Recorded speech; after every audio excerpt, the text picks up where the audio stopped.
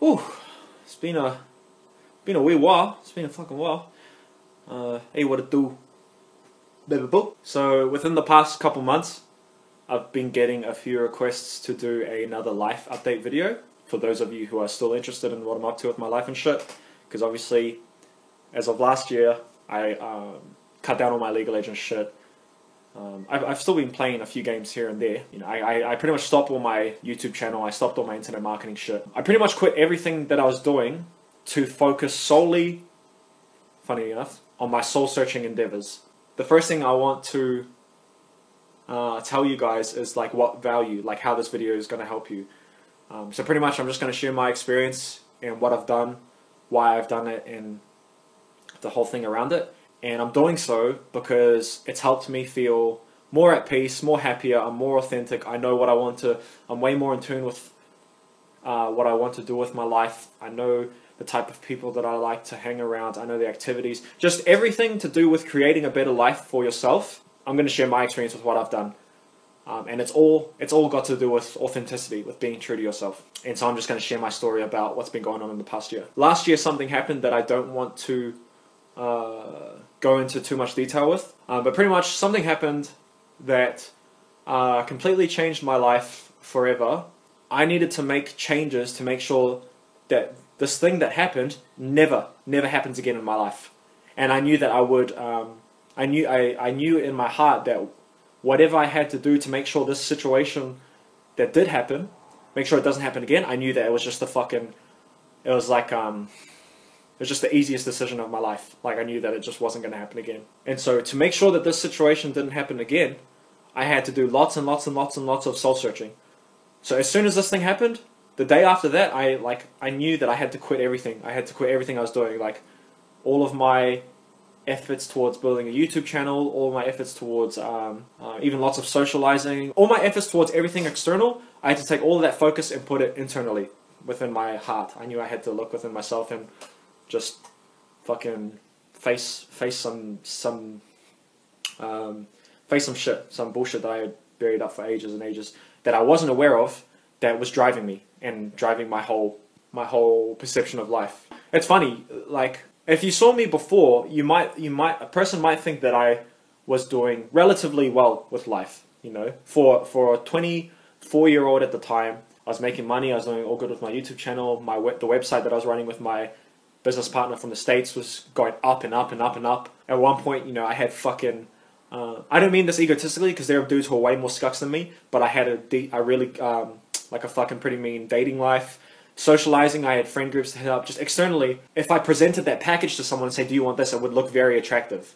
Do you want a bit of money from a video game? You know, do you want girls in your life? Do you want to lose 30 kilos and fucking, you know, blah, blah, blah? Do you want to work on your social skills? All that shit that I worked on externally, a person would be like, fuck yeah, that's pretty cool. And it's funny that looking back on it now, all of that external shit was a demon in and of itself. It was a way to distract me from looking internally, looking within myself. And so it's funny, like, people can use things that they are good, but you can use it as a form of escapism. You know, like, alcohol and drugs and shit aren't the only form of escapism. Things like success and chasing money and like a healthy dating life, weight loss, those can be forms of escapism, just disguised in disguised in what someone might judge as good. And so I had to direct all the energy that I was putting externally and put it internally.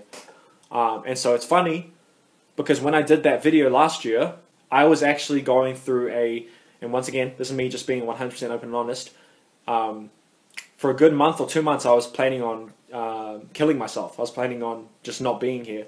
And even saying that now, it makes me feel so sad, because I'm starting to really, really, really, really gain a healthy form of either confidence or self-belief, or I'm starting to like myself. And so I kind of think, well, why are you going through such a hard time if internally, if the truth is that you are a really good person, then why do you want to kill yourself? It doesn't make sense. When I did that video, you have to look into my eyes. And I really, really encourage, if you're watching this, because you're watching this, to look into my eyes now and look into my eyes in that past video. If you look deep enough, fucking deep, oh fuck.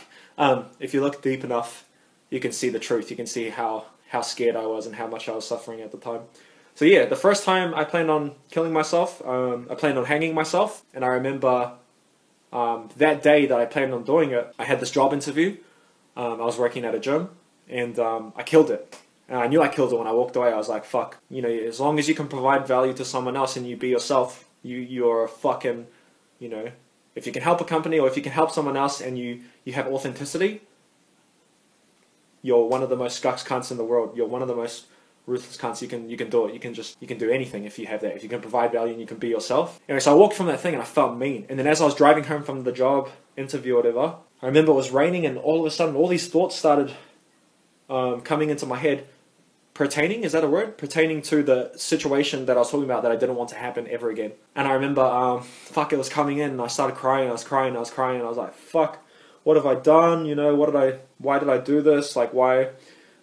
I don't want to go into details with it, but why, you know? I remember as I was driving home, I was almost I was house sitting for someone at the time. I remember I was coming around this corner of this cafe that I always used to go to, called Sugar Bowl. As I was coming around the corner, it was raining and I was crying. I saw this car. It would have been like 6 p.m., 7 p.m. So it's dark and shit. I saw this car coming towards me and the headlights were fucking daunting on me. We're just like, boom. And I remember instantly, my demeanor, my behavior changed from crying and sad to... The only reason why I remember this is because I was so confident that I was going to fucking crash into that car. I was so confident. That I was just going to fucking boom! And just... And yeah, it was so, the feeling, the level of certainty was so strong, and that's why I remember it, because it was such a strong feeling. And the only thing that stopped me from doing it, I was thinking, nah, because I'm going to fuck those other dudes up. Like, whoever's in that other car, it could be a family, it could be a mum and her child. I'm not, you know, I can't, you know, my own suffering, I'm going to cause it to them. You know, it doesn't make sense. And so I was driving home, I got to the house, and I was looking at the roof, and I was like, fuck, I wonder which one of these thingies, where I can hang myself from. And I was so certain about doing it. And then I was like, yeah, I can, will this be able to hold my weight? Because I'm not a light dude, you know, at the time I was like 92 kilos or something. Would this be able to hold my weight?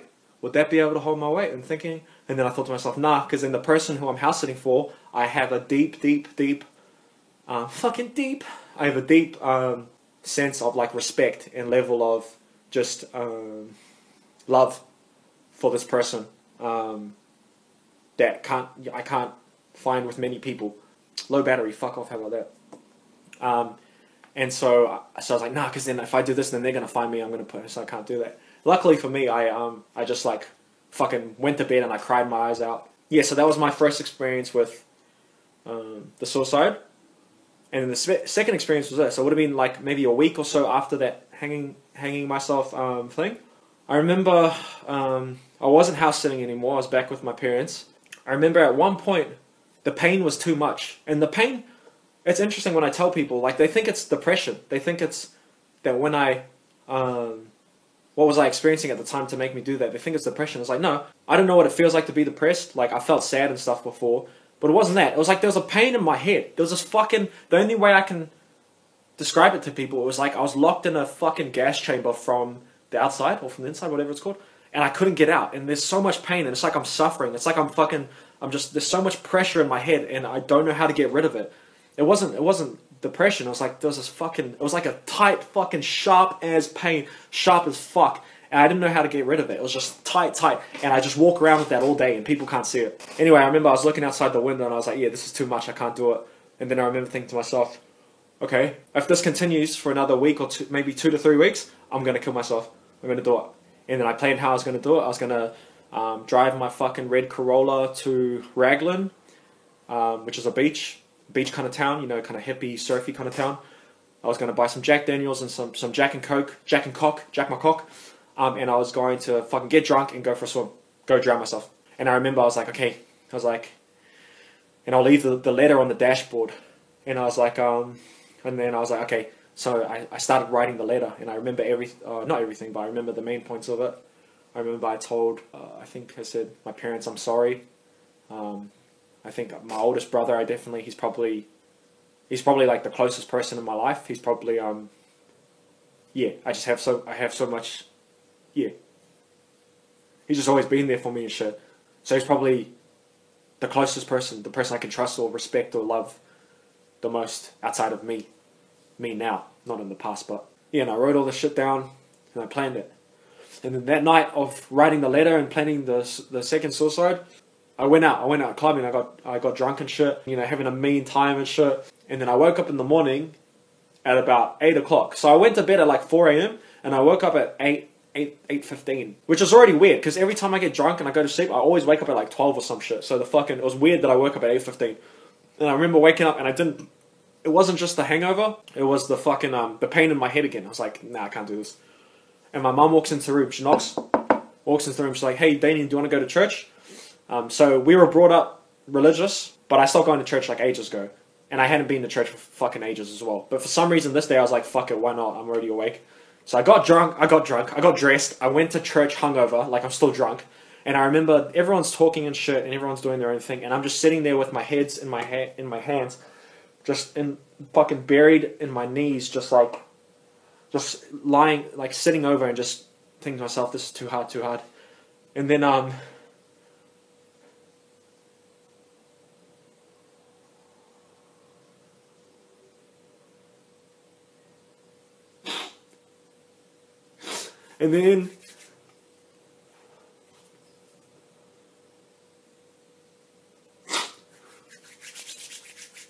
And then I looked up, and there was this baby. The baby would have been like 6 or 8 months old, and she just smiled at me.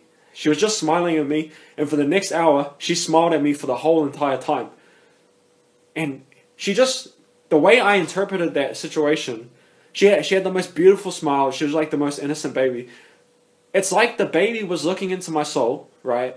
And it was seeing something within me that I couldn't see myself at that moment. And it gave me the strength to hold on, and it gave me the strength to hold on just a little bit longer, you know, or just enough to start feeling somewhat good within myself again. Yeah, so the baby, and I remember I was crying and I was hiding it from everyone.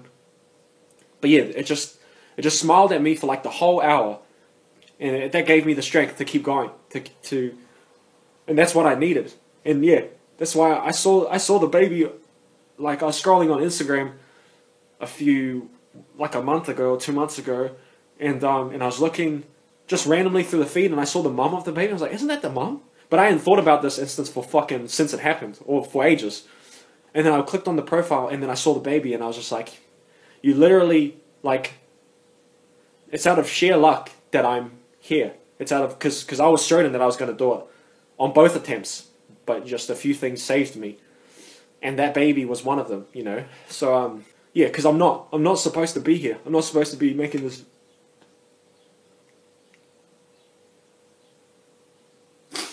Anyway, so if you're lucky enough to survive a phase like that, which is like me, it's just pure luck. But if you're lucky enough, it gives you the biggest amount of confidence.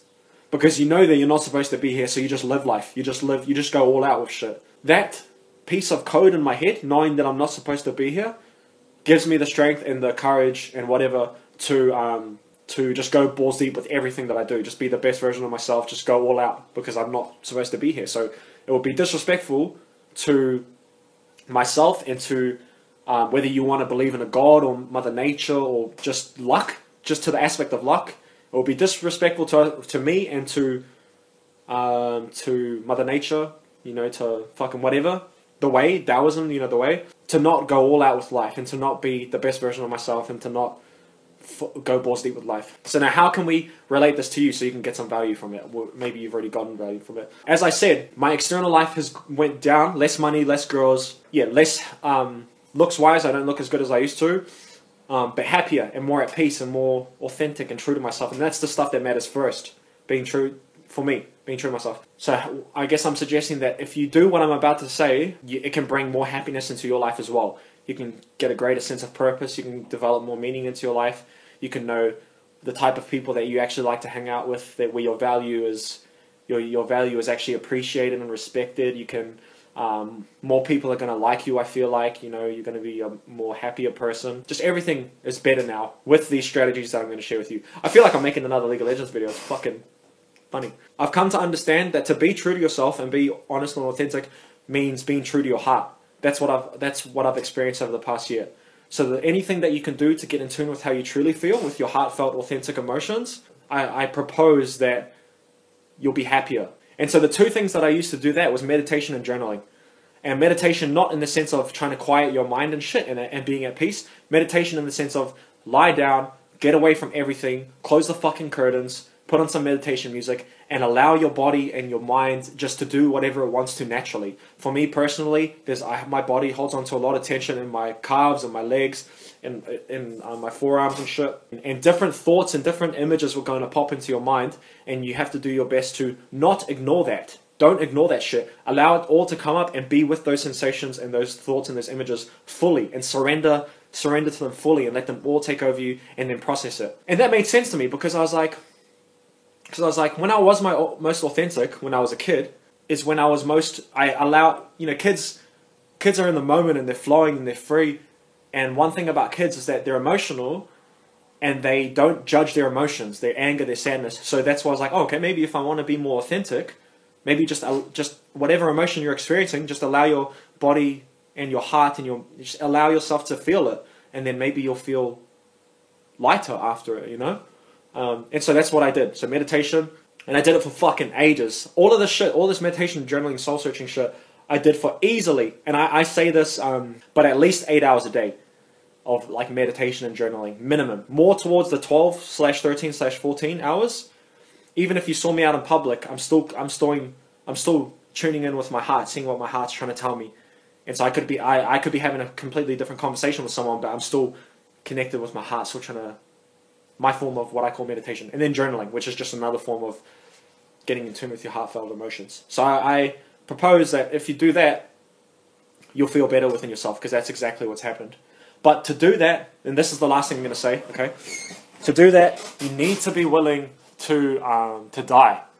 And I don't mean physical death, I mean mental death. You need to be willing to let go of your perception of life so that you can discover life itself. And to do that, it means your paradigm. Like it's a mental thing, like your outlook on life. It could be your religion, it could be your relationship with your parents, it could be how you view anything and everything needs to be put under the limelight and stress tested. And you need to look at it and be like, okay, is this true? Is this authentic, or is this? You have to separate your authenticity from your conditionings.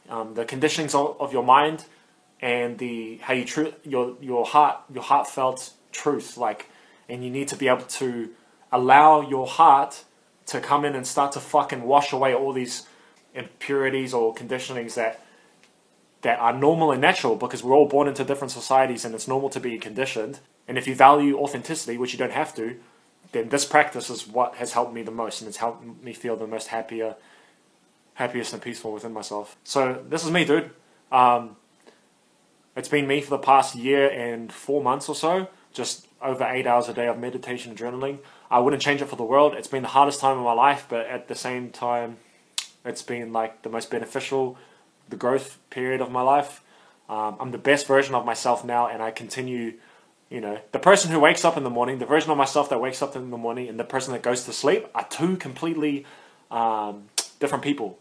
I don't know. We'll just see where things go, eh? This is the last thing I'll say, is that now, something that I believe to be true, like something that I've experienced to be true, is that I put all my focus and energy, and I pour my water into the authenticity bucket. So that's how I picture it. Like there's buckets, whether there's a bucket of friendship, like your true friends, your health, your money, and the main bucket that surrounds all of that, on top of it, is authenticity. So I pour my energy into the authenticity bucket, I allow that to fill up, and then I allow my authenticity, the water from it, to spill over into my friendships, into my finances, into my health, into what I want to do with my life. But it all starts with authenticity. It all starts with that top bucket, the bucket at the top. You pour your water into that, and you allow your life to be lived in an authentic manner. Every aspect of your life, you do it as true to yourself as possible. So yeah, that's me, dude. What's next? Last words. What's next is, I don't know.